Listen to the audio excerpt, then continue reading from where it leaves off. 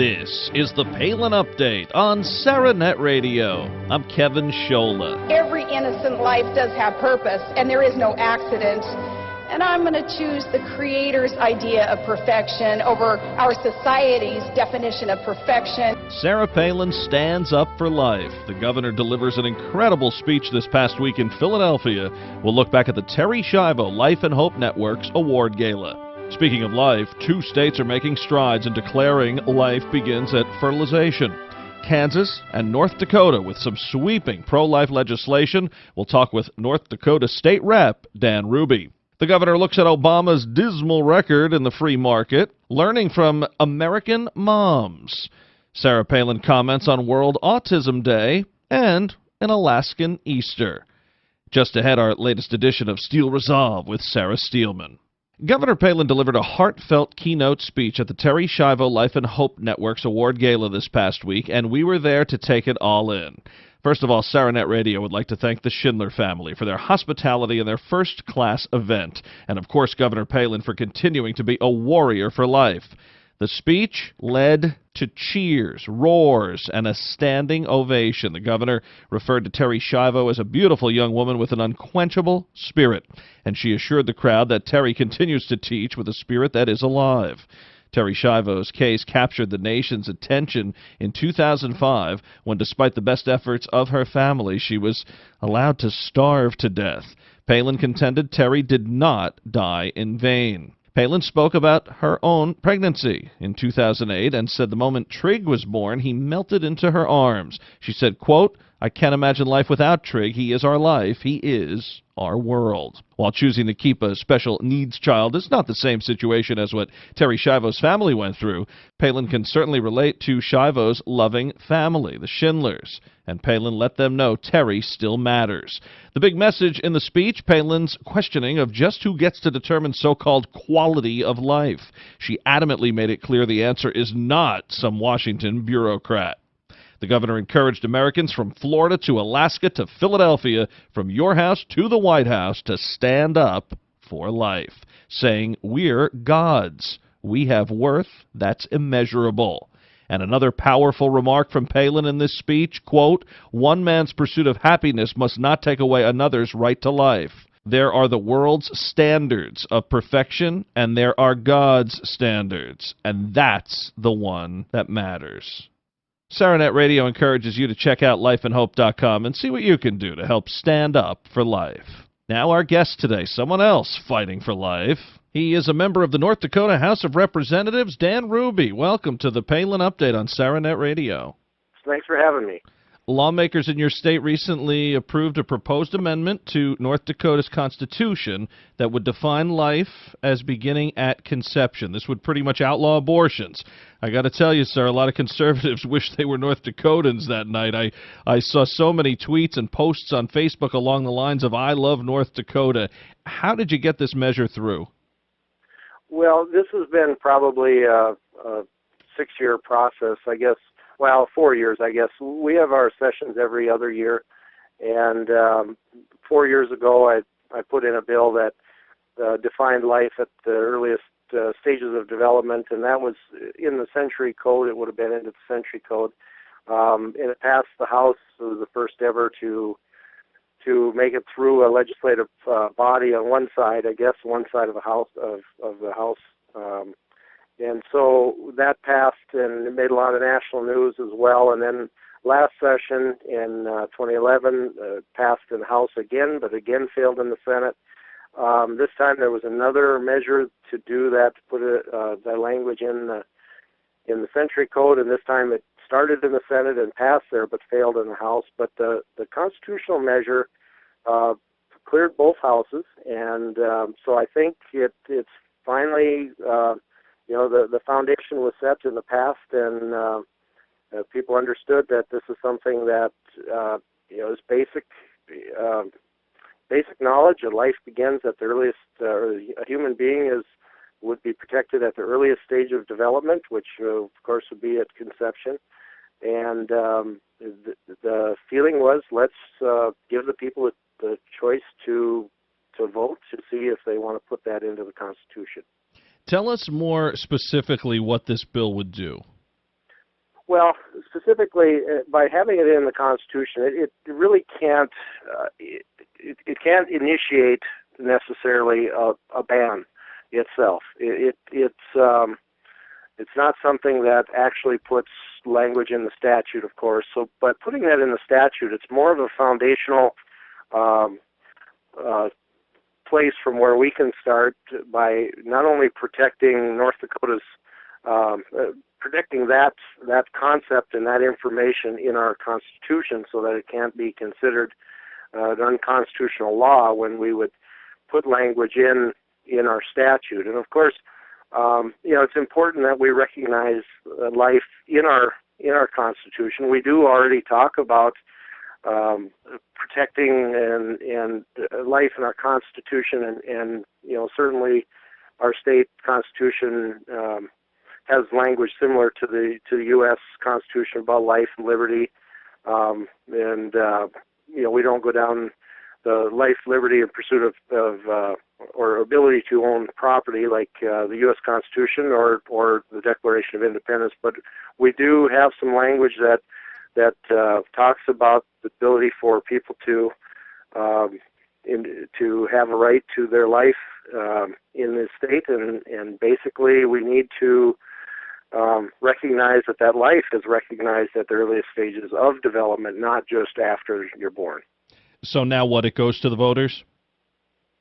Yes, it'll go to the voters. The way it was drafted, it would be on the general election. I have heard some discussions that some think they should possibly put in an amendment on another bill that could affect it and make that compel it to be on the primary ballot. So I think there's some discussions of which would be most advantageous. And but the way it was drafted, it would be in the general ballot in November of 2014. You made an analogy to a plant and a seed that I thought made a lot of sense. What did you say? Well, previously, probably a week and a half before we had the vote on the floor dealing with some of the abortion bills that we had, is we made some reference to, apparently in our code, there was some lacking language defining some trees as plants, and in the definition they talked about, it referenced that a plant would be considered a seed, a pip, which is basically an orange or an apple seed, and also a bud. And I just made the analogy that, or the point that if we're recognizing that a seed is a plant, how could we not recognize an embryo as a human? Planned Parenthood, of course, railing against this. The head of Planned Parenthood, Minnesota, North Dakota, South Dakota, called the vote a shameful day in North Dakota. What does that say about Planned Parenthood when they call protecting life shameful? Well, so much of what they stand for, I believe, is shameful. I can't believe the positions they take and what they're willing to defend and protect and fight for when it comes to the lives of babies. And I think a lot of it's all under false pretense. Certainly when we push legislation like we have, we hear the most extreme cases, and the truth is the majority of abortions are not from rape or incest or anything of those natures. There's obviously some, but so much of it is just for birth control or for convenience. And that's just, I just don't think we have the right to play God like that and determine that lives are expendable because they're inconvenient for us. So back to what we are defining life now in this measure. A heartbeat comes into play, right, as well as how far along a pregnancy is, and basically a fertilized egg is a legal person.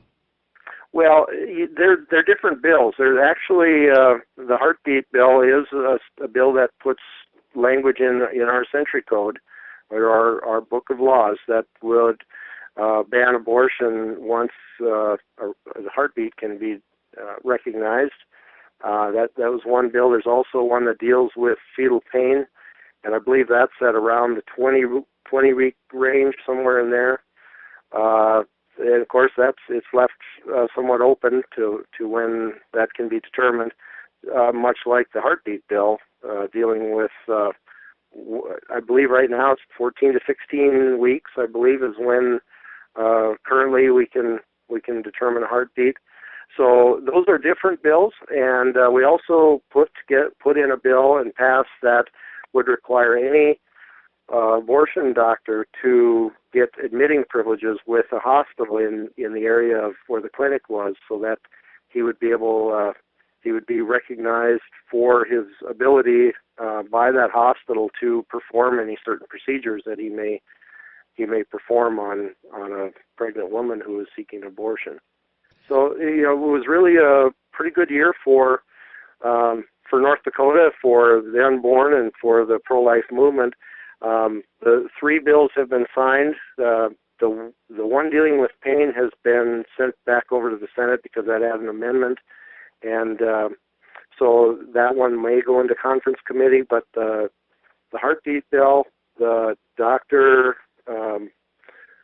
being required to contract with the hospital or get admitting rights, and the one dealing with defining life at earliest stage of development is the constitutional measure that goes on the ballot that did not require the governor's signature. So that one didn't need to go to his desk.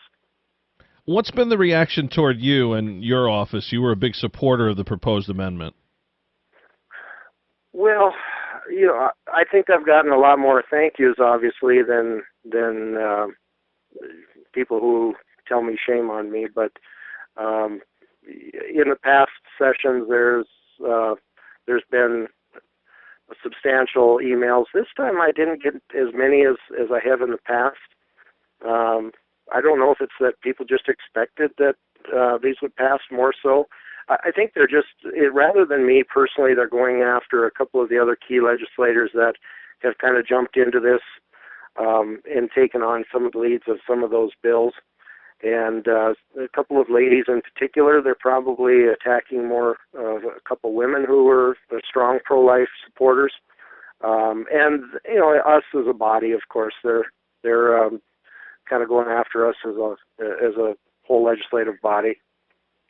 Speaking of women that are strong pro-life supporters and get attacked a lot, what do you think of Sarah Palin's stand on life? She's been a real warrior. Yes, she has, and I've always appreciated that about her. I admired her for taking that on at the national stage, and that's I don't think she's out of the mainstream on that. I think she says what I think the majority of Americans believe, and I really appreciate what she does for the cause. A lot of other good conservative initiatives taking hold in your state now as well. North Dakota is in an enviable position. We have a very strong surplus. We have, obviously oil has been king in this area, and we've been doing very well with that. It's helped our budgets. We obviously have some challenges with that. A lot of people are moving up here. Our wages have been going up. So a lot of the things that the rest of the other states in the nation have had to deal with during this recession has been a little bit unnoticed in this state, I should say. You heard what he said, folks. Surplus. People in Washington and a lot of other places should maybe keep an eye on your state. And, Representative Ruby, for those of us that deal with New York and Philadelphia and Chicago and L.A. on a daily basis, your state sounds wonderful. Keep us updated, sir. Well, I appreciate it. Yeah, our workers' comp funds are solvent. Our unemployment funds are solvent. We have our budgets are balanced, and we have surpluses, and a lot of great things happening in this state, and a lot of people moving here because of it. So we welcome the nation here. Representative Dan Ruby, thank you. You're welcome. Nice talking to you. And after North Dakota set the tone, Kansas jumping in here in the fight for life, too. The Kansas House of Representatives passed a bill this past week, just a few hours after the Senate backed it. And in addition to a provision specifying when life begins, it prevents employees of abortion clinics from providing sex education in schools, bans tax credits for abortion services, and requires clinics to give details to women about fetal development and abortion health risks. It also bans abortions based solely on the gender of the fetus. Strongly anti-abortion Republican Governor Sam Brownback expected to sign it into law. Republicans hold strong majorities in both houses, too. As Governor Palin said at the Terry Schiavo Gala, the fight is not over. We're gaining momentum. The governor dissected the president's shoddy record on picking winners and losers in the free market this past week. The electric car company Fisker Automotive, which received nearly $200 million in taxpayer money, is laying off 3/4 of its U.S. workers. Palin wrote, the Anaheim, California-based startup has failed at pretty much every level, especially when it comes to the company's ultra-expensive luxury electric hybrid, the Karma, what a name, which is assembled in Finland and received a green energy loan to transition the assembly to the U.S., something that never happened. So what's the solution, and where do Americans go with our outrage? Well, Palin says stand up against the crony capitalism and elect only those who understand and will let America's marketplace dictate economic success instead of letting politicians, some who have never run any business nor even worked in the private sector, choose free enterprises. Winners and losers. Take a stand, friends. Nothing will change unless you do. To read the complete post, check out Sarah Palin's Facebook page. Also available on her Facebook page or on her Twitter account at Sarah Palin USA, there's a link to this great video posted by the governor with American moms, the stars of the show. They're offering their solutions on how to get out of the mess we've been handed thanks to politicians. Palin says, I say it is time we furlough the political consultants, the permanent political class, and the politicos who've been part of the problem that got us into this mess. Check out these very intelligent moms when you get a chance. Sarah Palin recognized World Autism Day and highlighted the great strides made by her nephew, Karcher. Karcher is doing great in high school and working at his dad's business, all while dealing with autism. Palin calls autism a mystery, and she offers congratulations to her nephew. And Governor Palin shared a little bit of her Easter this past week, posting some beautiful pictures of her family and some great shots of a snow-covered Alaska. The governor also posted a very simple picture with a very vital message. The words, sustainable power source. The picture, a cross. Now, our weekly commentary, Steel Resolve. Here's Sarah Steelman. Thanks, Kevin. In the end, that's what this election is about. Do we participate in a politics of cynicism or a politics of hope? Guess who said that? You guessed it, Barack Obama. Most of us understand what the politics of cynicism is, but what the heck is the politics of hope? One thing is for sure, there was no hope in the jobless numbers just released Friday. Only 88,000 jobs were added to the economy this quarter. Many economists blame the rise in the payroll tax, which hit consumers' wallets. It is also important to note that the job participation rate is the lowest it has been since May of 1979. Now, none of this is surprising to those of us who know anything about economics. President Obama continues to argue for more government benefits, more regulations, and more taxes, despite the writing on the wall, or in this case, in the statistics, that his big government, big spending policies are not working. What is even worse is the human toll that is hidden in those job statistics. Those who remain unemployed or who drop out of the workforce suffer more than just lost wages or income. It is demoralizing and hopeless for many of our fellow citizens who cannot find work to take care of their family. This is the greatest tragedy of Obama's politics of hope. This is Sarah Steelman with SarahNet Radio. Tune in again next week for another segment of Steel Resolve right here on the Palin Update. And don't forget the Palin Update, including Steel Resolve, is now on demand and available for download. So just head to SarahNetRadio.net, pick the show you want to hear, and you can listen anywhere, anytime. Well, that'll just about do it for this edition of the Palin Update on SaraNet Radio. Visit SaraNetRadio.net for continuing coverage of Governor Palin. Also, follow along on Twitter at SaraNet Radio, at Kevin Scholla, and at Sarah_Steelman. Also, we're on Facebook, so be sure to like SaraNet Radio and like Kevin Scholla. And I'm doing some writing for Breitbart News. Head to Breitbart.com and search Kevin Scholla. I want to thank Sarah Steelman and everyone here at SaraNet Radio. Thanks to Representative Dan Ruby. And thank you for listening today. Please be sure to join us next time for another edition of the Palin Update. I'm Kevin Scholla. Have a pleasant day.